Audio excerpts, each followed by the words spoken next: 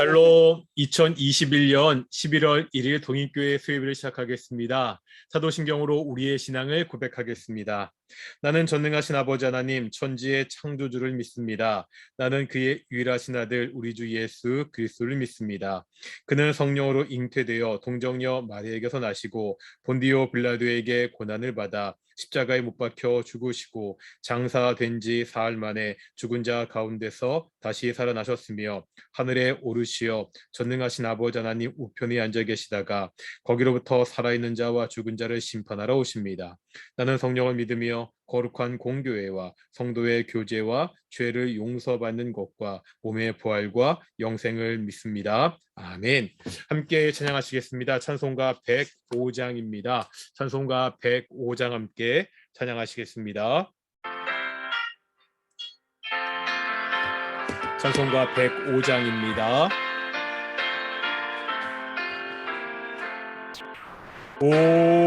오랫동안 기다리던 주님 강림하셔서 죄에 매인 백성들을 자유 얻게 하시네. 주는 우리 소망이요 힘과 위로 되시니 오래 기다리던 백성 많은 복을 받겠네. 모든 백성 구하려고 임금으로 오시니 영원토록 우리들을 친히 다스리시네.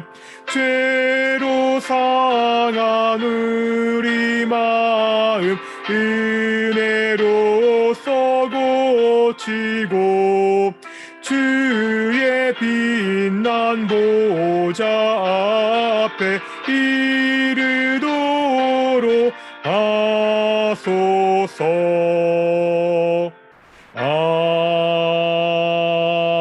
아멘. 기도하겠습니다.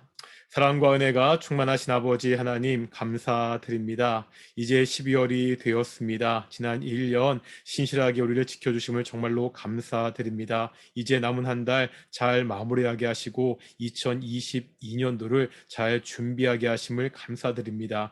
특별히 12월에는 예수님이 이 땅에 오신 성탄절이 있습니다. 모든 사람들이, 모든 인류가 오랫동안 기다렸던 그 예수 그리스도가 이 땅에 오셨습니다. 우리를 위하여 십자가에 죽으시고 부활하심으로 우리에게 구원을 주셨습니다. 우리가 이번 성탄절을 기다리며 준비하며 다시 한번 우리를 구원하신 그 은혜를 깊이 묵상하는 귀한 시간 될 수 있도록 인도해 주십시오. 여러 가지로 힘들고 지쳐있는 사람들에게 이 예수 그리스도의 오심이 참된 소망과 기쁨이 될 수 있도록 인도해 주십시오. 우리 동인교회 가운데 믿지 않는 가정들이 많이 있습니다. 하나님, 믿지 않는 가족들 주께서 찾아가 주십시오. 그 아내와 남편, 자녀들, 그 부모, 형제, 자매들에게 찾아가 주셔서 복음이 전해지게 하시고 우리 동인의 성도들이 복음의 통로가 되게 해 주십시오. 믿지 않는 가족들이 복음을 듣고 예수님을 믿게 하시고 함께 주께 나와 영광 돌리는 귀한 시간 될 수 있도록 인도해 주시옵소서. 또한 간절히 기도합니다. 아버지 하나님, 우리 동인교회 구원받는 사람들 날마다 더하게 주시옵소서. 잘 준비되어서 정말 하나님께서 구원받는 사람들을 보내주는 귀한 교회가 될 수 있도록 인도해 주시옵소서. 이제 말씀을 배울 터인데 진리 영신 성령께서 우리에게 말씀을 잘 가르쳐 주시옵소서. 감사하며 이 모든 말씀 예수님의 이름으로 기도드렸습니다. 아멘. 예, 반갑습니다. 샬롬. 오늘 벌써 12월 달이 됐습니다. 기도 때 말씀드렸지만 이제 벌써 올해는 마무리하고 내년을 준비하는 때인데 우리가 정말 올해 잘 마무리하고 내년을 잘 준비했으면 좋겠고요. 특별히 성탄절이 있잖아요. 우리 12월 동안 우리 예수님의 오심을 잘 묵상하는 귀한 시간이 되었으면 좋겠습니다.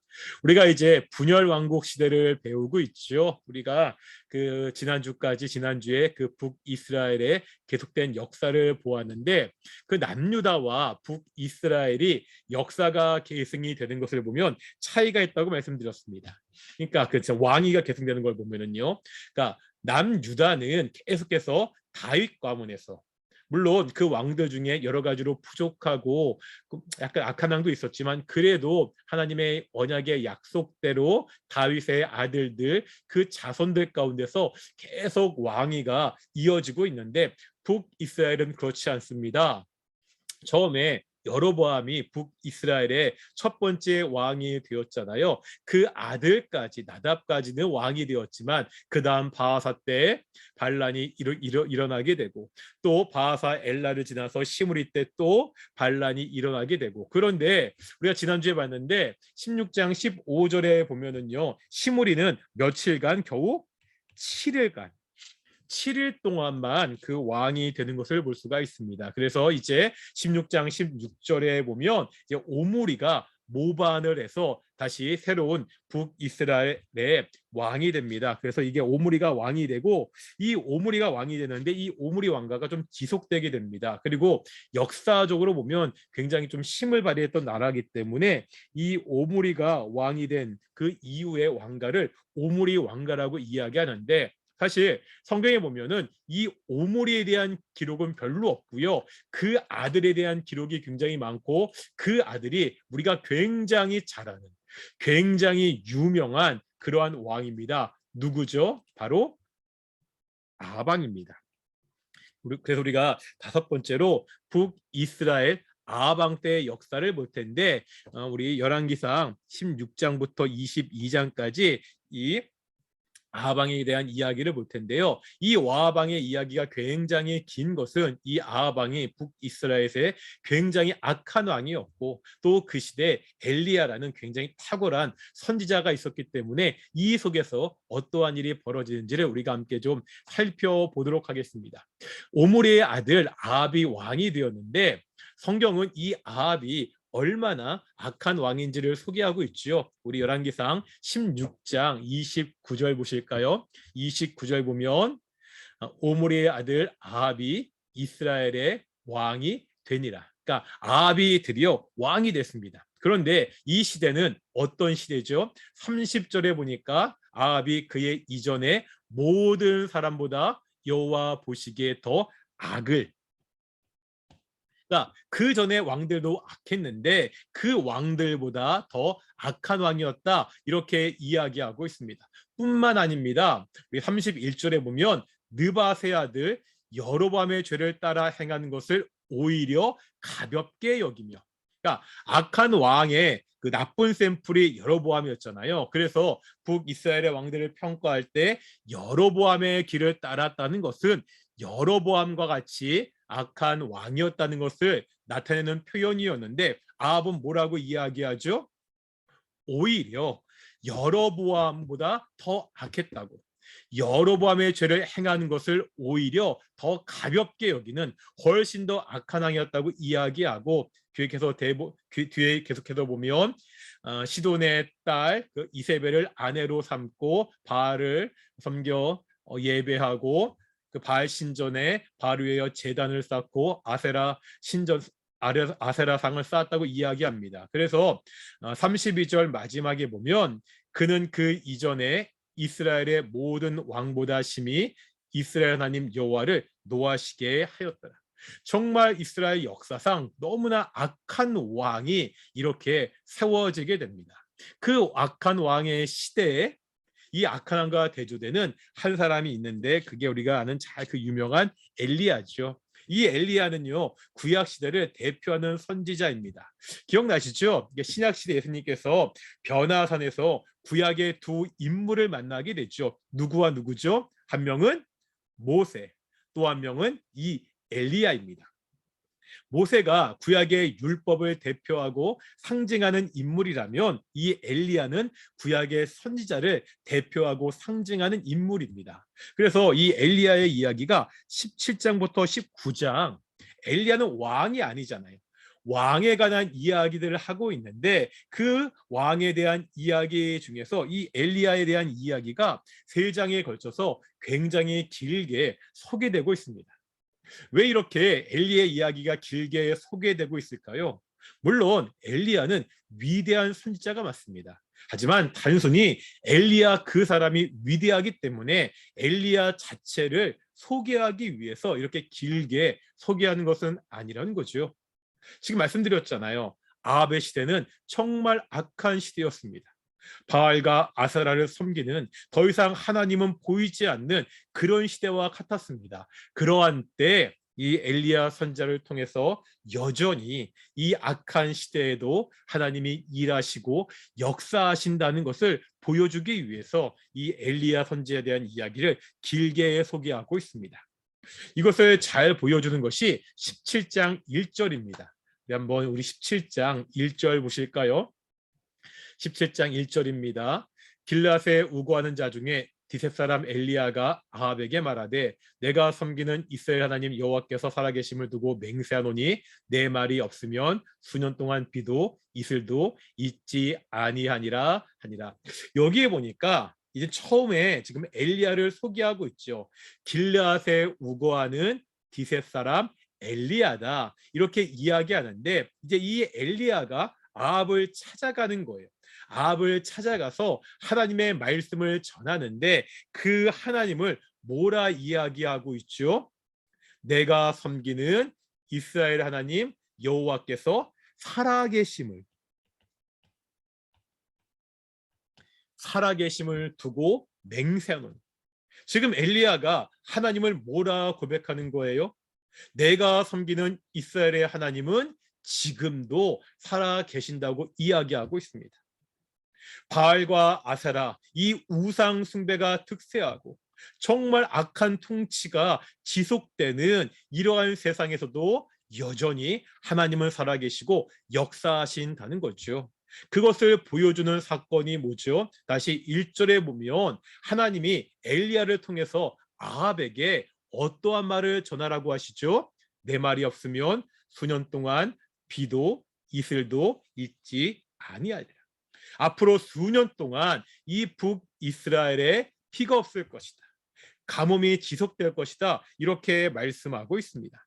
그런데 여기서 하나님께서 그러니까 가뭄, 이 비가 없을 것이라고 말씀하시는 것은 특별한 의미가 있습니다. 지금 북이스라엘에 섬기는 신이 어떤 신이라고요? 바알과 아세라죠. 바알은요, 천둥의 신입니다. 아세라는 땅, 대지의 신입니다. 이게 어떤 의미가 있냐면요. 하늘에서 천둥이 치면 뭐가 내리죠? 비가 내리잖아요. 하늘에서 내린 비가 대지, 땅을 적셔서 이제 곡식이 자라서 풍요롭게 되는 거잖아요. 이 바알과 아세라는 당시 가나안 사람들이 섬기던 우상이었는데 이게 뭘 상징하는 거예요? 바로 자신들에게 풍요, 그러니까 농사를 잘 되게 할 것이라는 그 것들을 이렇게 의인화해서 우상으로 만든 것이 바알과 아세라입니다. 그래서 하늘에 천둥이 쳐서 비가 내리고 이제 땅에서 그 비를 맞고 곡식이 잘 자란다. 그러니까 바알과 아세라를 잘 섬기면 천둥과 땅을 잘 섬기면 자신들에게 풍요가 있을 것이다. 이렇게 믿었거든요. 지금 이스라엘 백성들이 이 아합 왕이 이 바알과 아세라를 섬기고 있습니다. 자신들에게 풍요를 농사를 통해서 풍성한 곡식을 가져둘 것이라고 믿고서 바알과 아세라를 섬기고 있거든요. 그런데 하나님이 뭐라 말씀하시는 거예요? 내 말이 없으면 수년 동안 비가 내리지 아니할 것이다. 가뭄이 있을 것이다. 더 이상 농사가 되지 않을 것이다. 비를 주관하시고 농사를 주관하는 것은 바알과 아세라가 아니라 누구라는 것을 보여주고 있습니까? 하나님이시라는 것을 분명하게 보여주고 있습니다. 우상을 섬겨서 풍요를 바랬는데 그 결과는 뭐지요? 하나님의 심판을 받아 가뭄으로 고통하는 일이 이제 북이스라엘 가운데 벌어지게 됩니다. 결국 북이스라엘은 하나님의 심판으로 오랫동안 가뭄에 시달리게 됩니다. 악한 세상을 심판하시는 하나님의 모습을 다시 한번 우리에게 보여주고 있습니다. 그런데 문제가 있죠. 누구죠? 이 악한 시대 하나님의 심판 가운데 살아가는 바로 하나님의 선지자입니다. 하나님의 사람입니다. 하나님의 사람은 하나님의 뜻대로 사는 사람이었잖아요. 하지만 이 악한 시대에 살고 있기 때문에 그 악한 시대에 하나님의 심판을 함께 받고 있다는 거죠. 이 가뭄이라는 비가 오지 않는다는 이 하나님의 심판은 누구에게도 영향을 주고 있습니까? 하나님의 사람 엘리야에게도 영향을 주고 있습니다. 그러면 이 악한 시대, 하나님의 심판으로 고통받는 시대에 하나님의 사람은 어떻게 살아갈 수 있습니까? 그것이 바로 그리시네가의 일을 통해서 그것을 우리에게 보여주고 있습니다. 하나님께서 엘리야에게 명령하시죠. 우리 한번 17장 열왕기상 17장 3절과 4절 말씀 보시겠습니까? 너는 여기서 떠나 동쪽으로 가서 요단 앞 그리시네가에 숨고 그 시냇물을 마시라. 내가 까마귀들에게 명령하여 거기서 너를 먹이게 하리라. 하나님께서 하나님의 사람 엘리야를 그리시네가로 숨기시고 그 시내를 마르지 않게 하셔서 그것으로 목을 축이게 하시고, 사람이 물만 먹고 살 수 없잖아요. 그러니까 누구를 통해서요? 까마귀를 통해서 먹을 것을 공급하신다고 말씀하고 있습니다. 아니, 까마귀가 먹을 것을 물어 날라다가 주는 것은요, 보통 때 상식적으로 일어날 수 없는 일이잖아요. 누가 하시는 거예요? 하나님이 하신다는 것을 그렇게 보여주고 있습니다. 악한 시대, 하나님의 심판으로 모든 사람들이 고통당하는 그때 하나님의 사람은 어떻게 살 수 있습니까? 하나님이 공급하는 것으로 역시 살 수 있다는 것을 우리에게 보여주고 있습니다. 나중에 보면은요, 하박국 선지자의 외침이 그거였잖아요. 하나님, 이 세상이 어쩌면 이렇게 악합니까? 왜 하나님 이 악한 세상을 심판하지 않습니까? 그때 하나님의 대답이 뭐죠? 이 악한 세상 속에서도 의인은 어떻게 살 수 있다고요? 오직 믿음으로 살 수 있다고 이야기하고 있습니다. 이 엘리야의 모습은 악한 시대를 살아가는 우리들에게 큰 힘과 위로와 소망을 준다는 거죠.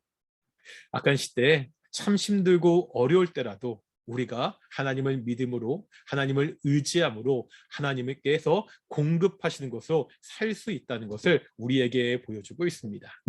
그 다음에 17장 8절부터 24절까지 보면 사르밧 과부의 이야기가 나오고 있죠. 그것도 많이 들었던 이야기죠. 사르밧 과부의 집에 가서 그 사르밧 과부에게 엘리야가 먹을 것을 요구하자 한 끼 먹을 것만 있다고 그것으로 공개하자 엘리야가 그 집에 밀가루와 기름이 떨어지지 않게 하는 그러한 역사가 있었는데, 역시 이 사르밧 과부의 집에서 이 기적도 단순히 기적, 야, 신변이 잃어버렸다, 더 이상 먹을 것이 끊기지 않는구나, 단순히 이것을 보여주는 것이 아니라 역시 하나님의 백성들이 이 고난의 시대, 이 어려움의 시대, 하나님의 심판의 시대에 어떻게 살 수 있느냐? 역시 어떻게 살 수 있다고요? 하나님이 공급하시는 것으로. 오직 하나님을 의지하고 오직 하나님을 믿음으로 살 수 있다는 것을 우리에게 보여주고 있습니다. 코로나19라는 정말 전대미문의 어려움이 닥쳤잖아요. 사실 2년 가까이 고생하고 있고, 제가 주일날도 말씀드렸지만 일단은 지금의 상황, 좋지 않은 상황이 내년 상반기까지는 지속된다는 것을 전제하고 있습니다. 그리고 계속해서 새로운 변이들이 나오니까 그러면 안 되겠지만 이 상황이 내년 말까지도 갈 수도 있겠지요. 참 어려운 시대입니다. 여러 가지 코로나19 때문에 경제적으로 어려운 분들도 많으시고, 또한 우리의 신앙을 지키기도 쉽지 않은 때입니다. 교회도 여러 가지로 참 어렵고 힘든 때입니다. 이 어렵고 힘든 때 우리가 어떻게 살아갈 수 있습니까? 누가 공급하시는 것으로? 하나님이 공급하시는 것으로 우리가 살 수 있습니다. 그러면 우리가 어떻게 살아야 됩니까? 우리에게 공급하시는, 이 어렵고 힘든 시대 가운데서도 우리를 지켜주시고 보호하시는 하나님을 믿음으로 하나님을 의지하며 살아야 된다는 것을 오늘 본문은 우리에게 보여주고 있습니다. 참 어렵고 힘들다고 말하는 이때 오직 하나님을 의지하고 하나님이 공급하시는 곳 살아가는 귀한 동인의 성도들이 되시기를 축원합니다. 하나님의 가문이 이제 3년 동안 지속되게 됩니다. 이제 3년 가문이 지속되고 이제 하나님께서 말씀하셔서 엘리야가 아합을 만나게 되죠. 이 이야기도 우리가 너무나 잘 아는 사건이죠. 갈멜산의 결투.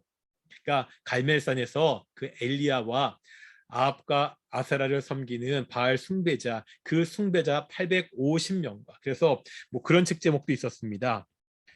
800, 죄송합니다. 너무 원래 글씨 못 쓰는데 이건 아예 잘못 써서 850대 1.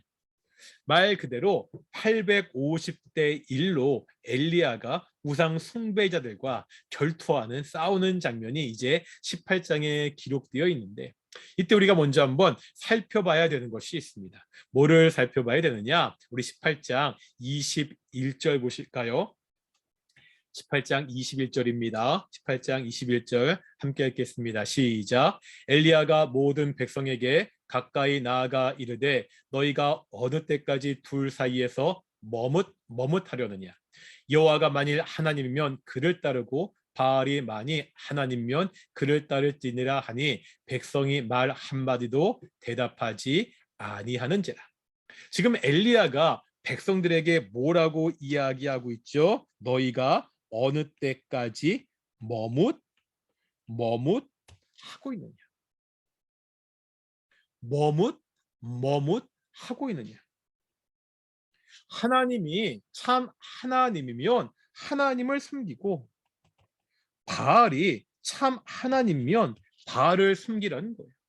바알과 하나님 사이에서 하나님과 바알 사이에서 양다리 걸치고 머뭇하지 말고 선택하라는 거죠. 지금 이스라엘 백성들의 문제는 뭐죠?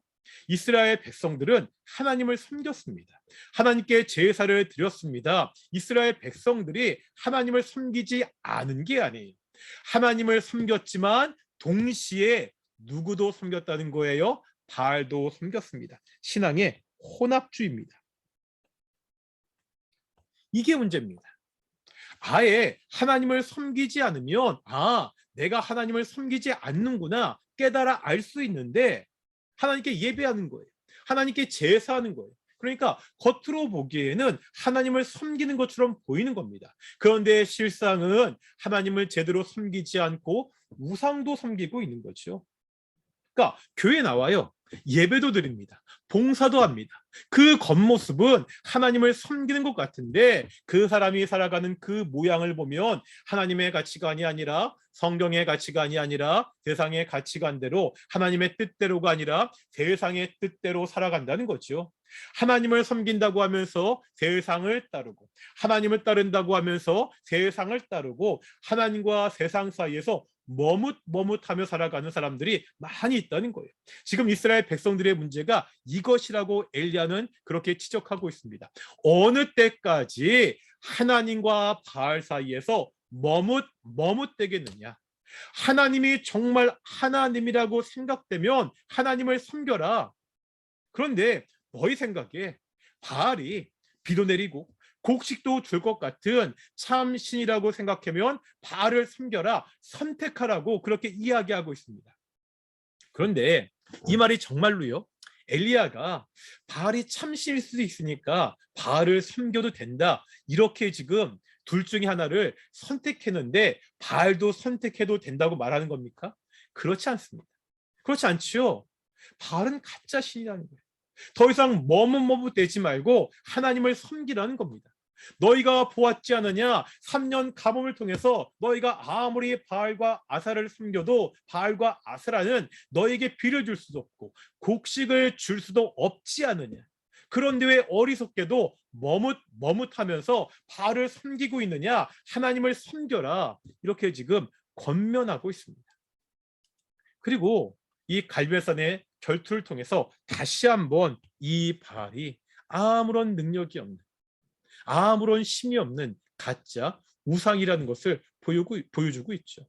불이 내리지 않는, 아무런 능력을 자신의 숭배자들에게 보여줄 수 없는, 하나님보다 좀 약한 신, 하나님보다 좀 떨어지는 신이 아니라 그냥 우상, 가짜라는 것을 보여주고 있습니다. 바알의 숭배자들이, 아사라의 숭배자들이 아무리 노력해도 하늘에서 불이 내리지 않자 이제 엘리야가 하나님께 기도하는데, 먼저 한번 그 장면을 보겠습니다. 우리 30절입니다. 우리 17장 30절 보시겠습니까? 엘리야가 모든 백성을 향하여 이르되 내게로 가까이 오라. 백성이 다 그에게 가까이 가매 그가 무너진 여호와의 제단을 수축하되. 엘리야가 백성들에게 외치고 있죠. 다 가까이 와라. 가까이 와서 보라고 합니다. 그 엘리야가 가장 먼저 한 일이 뭐죠? 무너진 여호와의 전을 수축하되. 무너진 단을 재건하고 있습니다. 지금 하나님의 제단이 무너져 있습니다. 하나님께 드리는 제사가 무너져 있습니다. 하나님께 드리는 예배가 무너져 있습니다. 이것을 회복하는 것이 먼저라는 거죠. 하나님의 제단을 먼저 수축하고 있다는 거죠. 때로 우리의 신앙이 연약해 보일 때가 있습니다. 왜 내가 요즘 이렇게 믿고 있지? 내 믿음이 약해진 것처럼 느껴질 때가 있죠. 이럴 때 우리가 가장 먼저 해야 되는 게 뭐라는 거죠? 무너진 여호와의 제단을 수축하는 일입니다. 무너진 나의 예배를 다시 한번 회복하는 일입니다. 대단한 엄청난 것을 통해서 우리의 신앙이 회복되는 것이 아니라 내가 마땅히 있어야 되는 그 예배의 자리에 나와야 되는 거예요. 내가 마땅히 있어야 되는 그 예배의 자리에 나와서 다시 하나님께 온전히 예배하는 것이 우리 신앙 회복의 시작이라는 것을 오늘 본문은 우리에게 보여주고 있습니다. 코로나19로 여러 가지로 힘들고 우리의 신앙이 점점 약해진다는 이야기들이 많이 있잖아요. 이러한 시대에 어떻게 우리의 신앙을 다시 한번 회복할 수 있습니까? 예배가 회복되어야 됩니다. 내가 마땅히 있어야 되는 그 예배의 자리에 나와야 됩니다. 그 예배의 자리에 나와서 내 무너진 그 신앙의 재단들을 하나씩 하나씩 수축하는 것이 우리 믿음의 회복의 시작이라는 것을 우리 성경은 우리에게 보여주고 있습니다. 이렇게 엘리야가 제단을 수축하고 재건하고 하나님께 기도하자 하늘에서 불이 내려서요. 그 엘리야의 그 기도를 들어주시고 바알과 아세라가 정말 가짜 신이고 오직 하나님만이 참 신이라는 것을 그렇게 보여주셨습니다. 그런데 우리가 한 가지 생각해 볼 구절이 있습니다. 우리 한번 17장 40절 보실까요? 18장 계속해야 합니다. 우리가 보니까 지금 18장 제가 여기를 안 써놔서 18장 40절 보겠습니다. 18장 40절입니다. 같이 읽겠습니다. 시작. 엘리야가 그들에게 이르되 바알의 선지자를 잡되 그들 중 하나도 도망하지 못하게 하라매 곧 잡은지라. 엘리야가 그들을 기손신으로 내려다가 거기서 죽이니라. 그러니까 하나님의 제단에 불이 내려와서 더 이상 바알과 아세라가 참 신이 아니라 가짜 신이라는 것이 밝혀지고 오직 하나님만이 참 신이라는 게 밝혀졌잖아요. 그 일 외에 엘리야가 명령하는 거죠. 백성들에게 바알의 선지를 다 잡아라. 그래서 결국 그들을 다 죽이는 것을 40절에 기손 신에 내려가서 그들을 다 죽이는 것을 그렇게 볼 수가 있습니다. 사실 이것이 엄청난 일이잖아요. 아니 850대 1로 하나님과 바알이 결투하는 것을 이스라엘 백성들이 지켜봤잖아요. 그 결투를 통하여서 바알이 가짜 신이라는 것이 밝혀졌고요. 오직 하나님만이 참 신이라는 것이 밝혀졌잖아요. 그래서 이 바알의 선지자들을 다 죽였잖아요. 이 정도면 이제 북이스라엘의 새로운 종교 개혁의 불꽃이 타올라야 되는 것 아닙니까? 백성들이 그 모습을 보고 선자들을 다 죽이고 그 모습을 보고 정말 울면서 회개하고 하나님께 돌아오고요. 바알과 아사라를 섬겼던 이 아합 왕도 다 회개하고 하나님께 돌아와야 되는 것 아닙니까? 그런데 이 18장 이후에 성경의 기록들을 보면 북이스라엘의 이러한 종교 개혁의 이야기가 없는 것을 볼 수 있습니다. 여전히 북이스라엘은 하나님을 저버리고 우상을 계속해서 섬기는 것을 볼 수 있습니다. 아합 왕도요, 하나님께 돌아오지 못하고 여전히 우상 숭배하는 것을 볼 수가 있습니다. 이 갈멜산의 결투를 통하여서 잠깐 감정적인 동요는 있었지만 그들의 신앙이 결코 변하지 않는 정말 완악한 모습을 그렇게 보여주고 있습니다. 그러니까 이게 어려운 거지요.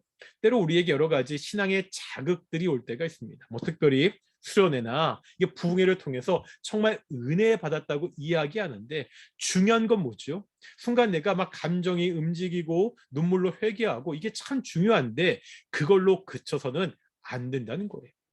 내가 은혜를 받았다면, 내가 정말 회개했다면 그 은혜 받은 대로 내가 회개한 대로 우리의 삶이 변해야 되는데 바뀌어야 되는데 지금 이스라엘 백성들은 그렇지 못했다는 것을 우리에게 보여주고 있습니다. 그래도 이 결투가 다 끝나고 이제 하나님께서 비를 내리시는데 어떻게 비가 내리게 되느냐? 엘리야가 이제 기도합니다.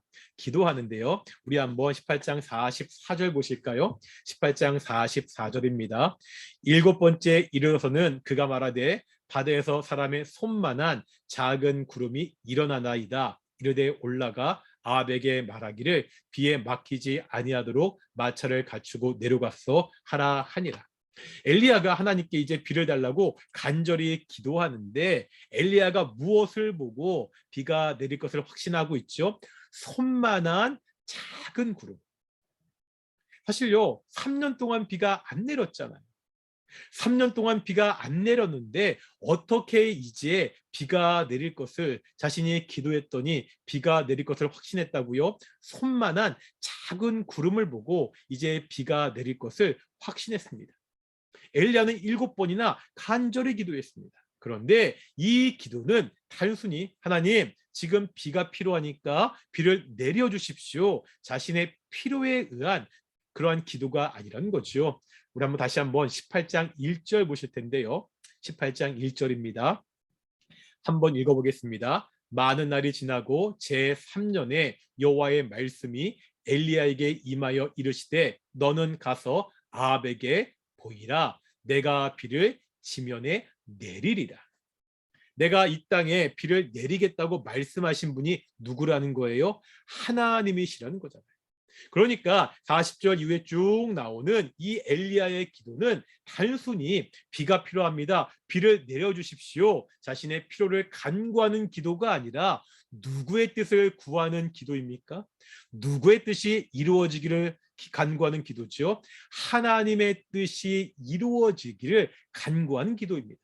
그리고 엘리야는 하나님이 말씀하시면 하나님의 뜻이라면 반드시 이루어질 것이라는 믿음이 있었습니다. 그러기에 이 손바닥만한 저 조각 구름을 보고도 이제 하나님의 뜻이 이루어지는구나, 그것을 확신할 수 있었다는 거지요. 우리의 기도가요, 뭐 당연히 우리가 힘들고 어려울 때 우리가 필요한 것을 간구할 수 있습니다. 이것이 잘못된 것이 아니고 이것을 기도하는 것이 좋은 신앙인의 모습입니다. 하지만 기도는 근본적으로 어떤 의미가 있죠? 이 땅 가운데 하나님의 뜻이 이루어지기를 우리가 또한 기도해야 됩니다. 예수님이 말씀하셨듯이 그의 나라와 그의 의를 먼저 구할 때 그 모든 것을 더하신다고 그렇게 약속하셨잖아요. 우리가 정말 이 땅 가운데 하나님의 뜻이 이루어지기를, 우리 동인교회를 통해서 우리 동인의 성도들을 통해서 이 땅 가운데 하나님의 뜻이 이루어지기를 기도하는 귀한 동인의 성도들이 되시기를 축원합니다. 이렇게 18장에서 엘리야는 정말 빛나는 850대 1의 승리를 이루었습니다. 그런데 18장이 지나고 끝나자마자 19장으로 넘어가면은요, 이 정말 위대한 승리의 모습과는 정반대, 너무나 의기소침해진 엘리야의 모습을 우리에게 보여주고 있거든요. 한번 19장 1절 보실까요? 1절과 2절에 보면 아합이요, 그 자신의 부인 그 이세벨에게 다 이야기하죠. 그래서 그 엘리야가 모든 선지자를 죽였다, 그 이야기를 다 하니까 이세벨이 그 말을 듣고 하나님의 능력을 깨닫고 회개하는 것이 아니라 2절에 보니까 어떻게 하죠? 내가 엘리야를 반드시 죽이겠다, 죽이려고 하고 있습니다. 그러니까 그 마음이 얼마나 악한지 아까도 말씀드렸지만, 하나님의 능력과 하나님의 역사하심을 보고도 회개하는 것이 아니라 더욱더 마음이 강팍하여져서 이제 하나님의 선지자를 죽이겠다고 더 길길이 날뛰고 있습니다. 이 소식을 들은 엘리야가 어떻게 하죠? 조금 전까지는 승승장구, 정말 위대한 하나님의 힘을 보였는데, 내가 이렇게 엄청나게 하나님의 능력을 이스라엘 백성들 가운데 보였는데 이스라엘에는 아무런 변화가 없는 거예요. 오히려 그 최고 권력이 자기를 죽이려고 하고 있습니다. 이 상황에 급격히 의기소침해져서 정말 신앙이 다운돼서 도망치는 엘리야의 모습을 19장은 보여주고 있습니다. 그래서 한번 19장 3절 보겠습니다. 19장 3절에 보면 그가 이 형편을 듣고 일어나 자기의 생명을 위해 뭘 한다고요? 도망치고 있습니다. 도망치고 있어요.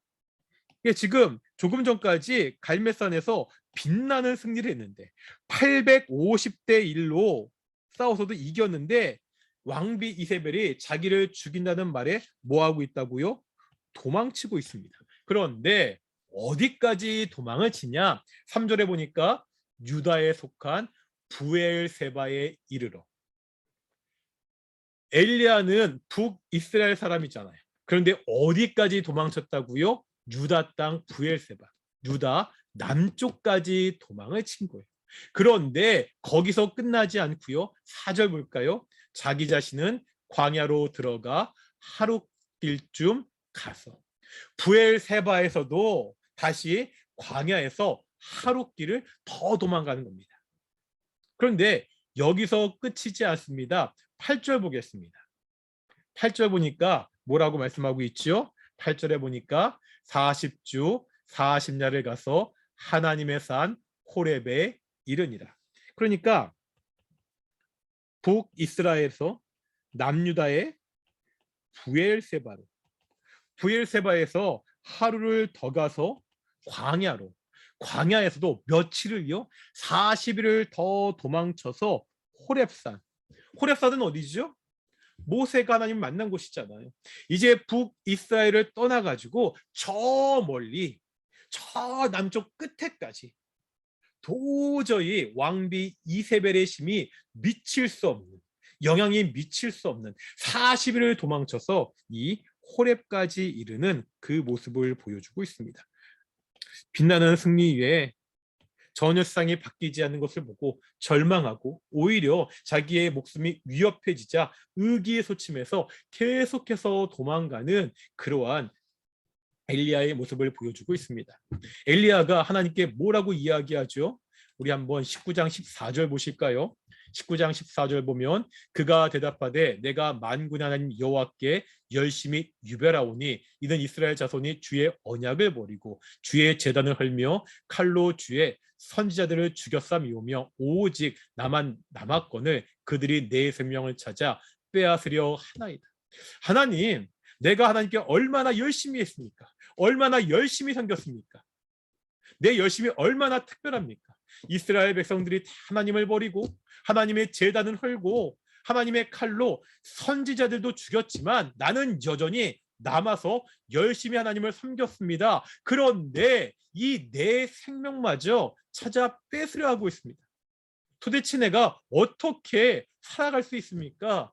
이렇게 자신의 심정을 이야기하는 그러한 엘리야의 모습을 우리가 볼 수가 있습니다. 하나님께서 이런 엘리야에게 찾아오시죠.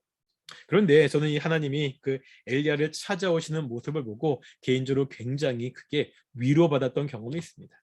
사실 엘리야의 모습은요, 불신앙의 모습이잖아요. 그렇죠? 능력의 하나님을 이미 체험했음에도 불구하고 그 신앙, 믿음의 모습을 보이지 않고, 하나님, 이세벨이요, 나를 찾아 죽이려 해도 내가 하나님의 사명을 가지고 끝까지 맞서 싸우겠습니다.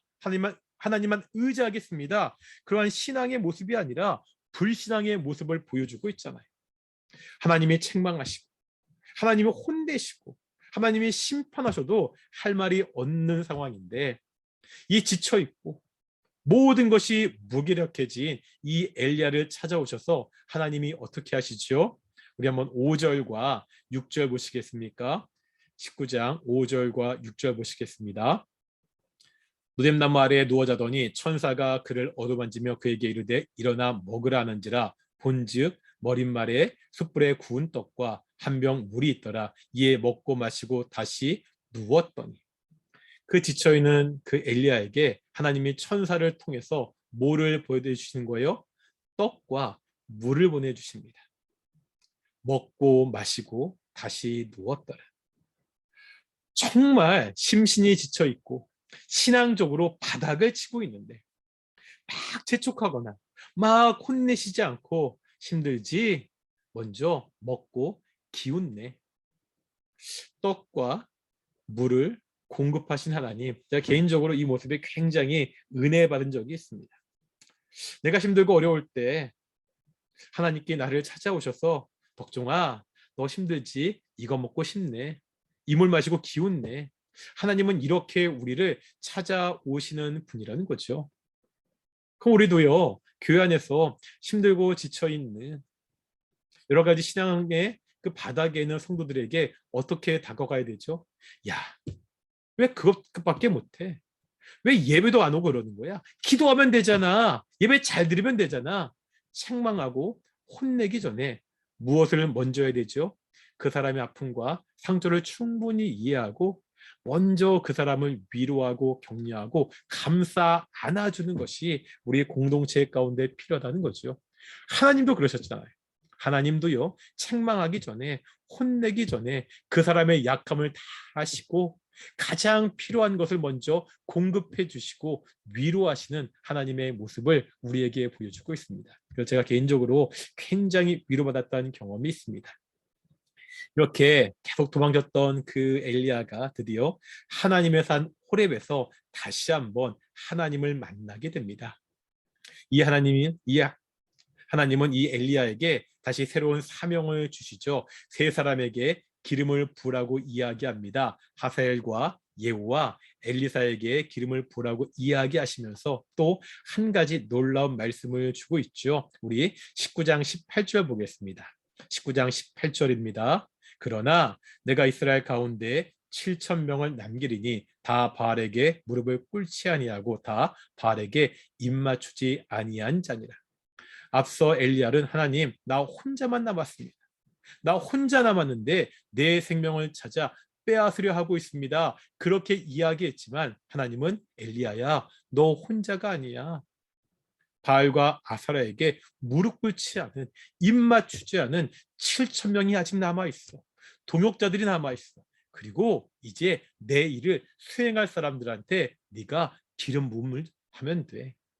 위로하시고 새로운 사명을 주시고 동역자들을 붙여주시는 그 하나님의 모습을 우리에게 보여주고 있습니다. 엘리야 선지자 이야기는 단순히 엘리야 선지자가 얼마나 위대한 선지자인가를 보여주는 것이 아니라 악한 시대, 우상 숭배의 시대, 여전히 하나님이 일하신다는 것, 이 시대에 오직 하나님을 의지하며 하나님이 공급하시는 것으로 살아야 된다는 것을 우리에게 보여주고 있습니다. 때로 우리가 연약하여 힘들 때, 우리의 믿음이 무너질 때, 우리가 예배를 통하여서 우리의 신앙을 다시 한번 회복해야 되고, 그것조차 하지 못할 때 우리 공동체가 하나님이 보내신 천사와 같이 그 지쳐있고 힘든 사람들에게 떡을 주며 물을 주며 위로하고 섬겨야 된다는 것을 우리에게 가르쳐주고 있습니다. 오늘도 이 말씀을 통해서 우리가 하나님을 의지하며 하나님이 공급하시는 것을 할 수 있도록 다시 한번 결단하는 귀한 시간 되기를 소망합니다. 제가 기도하겠습니다.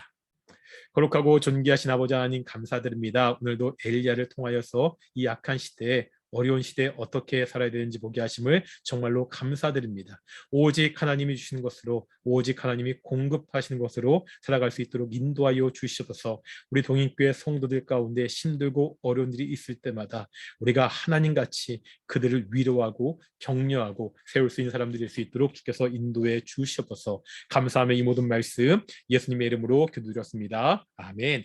주기도문 하시겠습니다. 하늘에 계신 우리 아버지, 아버지 이름을 거룩하게 하시며 아버지의 나라가 오게 하시며 아버지의 뜻이 하늘에서와 같이 땅에서도 이루어지게 하소서. 오늘 우리에게 이루어질 양식을 주시고 우리가 우리에게 잘못한 사람을 용서하여 준 것 같이 우리 죄를 용서해 주시고 우리를 시험에 빠지지 않게 하시고 악에서 구하소서. 나라와 권능과 영광이 영원히 아버지의 것입니다. 아멘. 예, 이것으로 우리 수요 마치겠습니다. 감사합니다. 샬롬.